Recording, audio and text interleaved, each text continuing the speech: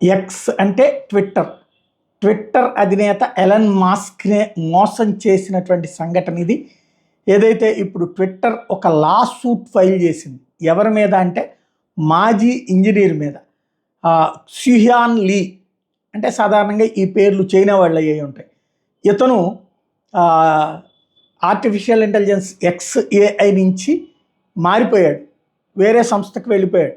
వెళ్ళిపోయేటప్పుడు ఎక్స్కి సంబంధించినటువంటి కొంత డేటాతో పాటుగా గ్రోక్కు సంబంధించినటువంటి చాట్ బాట్ను కూడా ఎత్తుకుపోయాడు.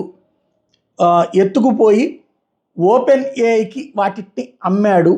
$7 మిలియన్ అమ్మాడు అన్నటువంటి విషయాన్ని హైలైట్ చేస్తూ ఇప్పుడు అతని మీదన లాసూట్ని ఫైల్ చేసింది.